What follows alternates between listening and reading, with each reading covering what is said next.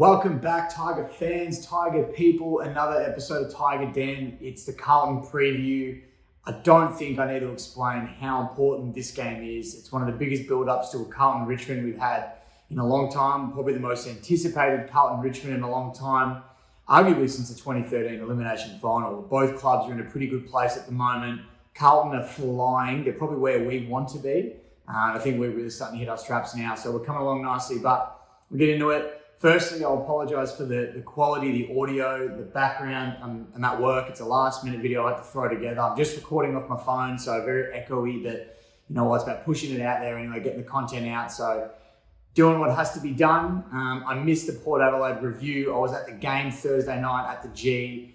I came down with gastro midway through the game, probably about half-time. I think I copped it, and I've been sick the last few days. So I'm finally good, ready to go, back at work, got my coffee. So I'm ready to get this out, but let's do it anyway. Let's get to the game. Like I said, no need to explain the importance of it. It's one of the biggest rivalries we have. Nothing better than beating the Blues. And round one, we were deprived of that. So we're really good at bouncing one back. And a little bit about Carlton. At the moment, we know how dominant they are in the midfield. They're the number 2 ball movement team, transitioning from their back 50 to forward 50. So we really get to watch the centre of the ground. That's going to be really important, keeping that centre of the ground sort of manned and just zoning nicely so they can't get that clean ball movement through. And then number 2 from points and from turnover, which the way we've been kicking the footy lately and disposing of it probably isn't where we want it to be. So we're going to be really careful. But on the other hand, we're the number 1 team that's scoring from turnover. So it's a real positive for both teams, I guess, that we can use that against each other. It's just going to be who uses it best on the night. So hopefully we can do that and get up front. But there's obviously a few missing for Carlton, a few big names as well. Chera is going to miss, Wiedering's out, Marchbank, which I am shattered for, the bloke. You just can't get a good run at playing footy, which you feel for the guy, but obviously suits us a lot this week because it leaves their stocks down back pretty depleted. They're already missing blokes like McGovern as well. So really, I'm hoping we can expose them. Lynch is back into the side. Another key target to help alongside Jack, plus some of our other ones. So if we play the 2 rucks, we can have a ruckman floating down there. I reckon we can really expose them with our tools because they're lacking numbers. So it's really going to help us, I think, having those big outs from them. But we can't underestimate them. They've still got some absolute stars in the team: Cripps, Walsh, Hewitt, Silvani's playing really good footy, and obviously Charlie and Harry up forward. So they're a great side. They're going to be tough to beat, and I think there's a few things we can work on, that will help us beat them. But whether we do it or not, it's another story altogether. Another thing I'm interested in is Sam Walsh. He starts as that high half forward and pushes into the midfield. A question I'm curious is, are we going to have like a Vlosten follow him in? Because last week we saw against the Bombers, they had a player follow Walsh in, but then it leaves a big gap with a lack of a defender for Charlie and Harry to run up and take big marks. But then you let Walsh just run around by himself. So it's a real tough one because Walsh is such a gun. I think he's going to get disposals and rack it up no matter what. So for me, I would leave the defender, let him run in, do what he's going to do because I think he's going to do it regardless.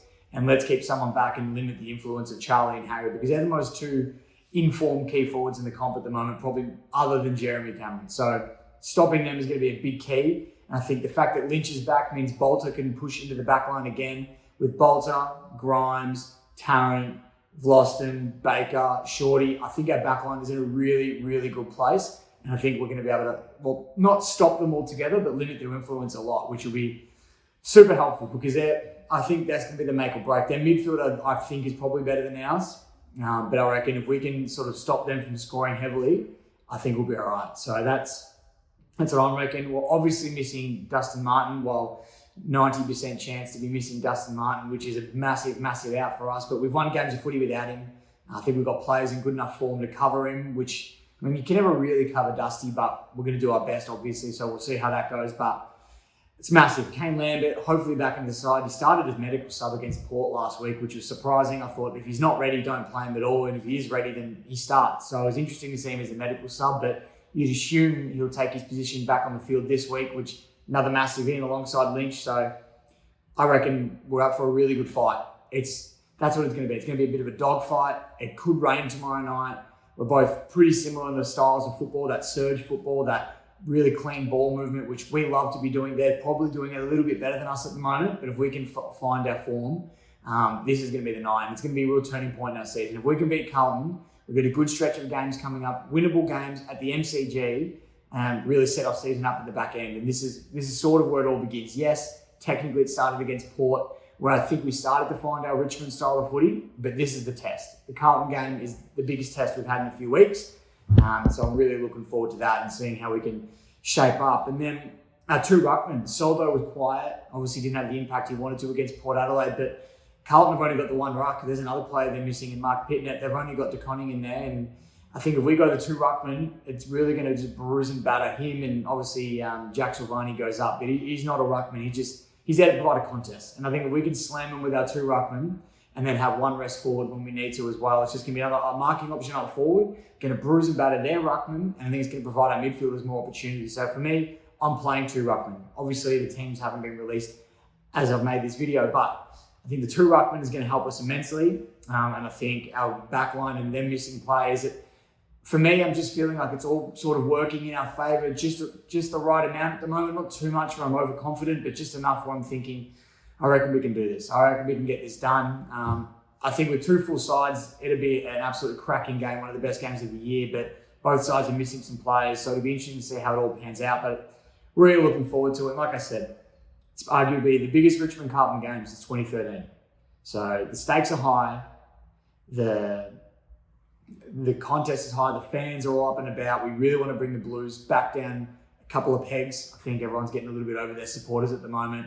Reminiscent of us in 2017, we'll make it our climb, but when it's not us, you don't really care. So let's bring them down a peg. I think we can get a good win here, massive opportunity, and we owe them one. We owe them one. They took away round one from us. We were 30 points up. We let it slip. They came back strong, took the win.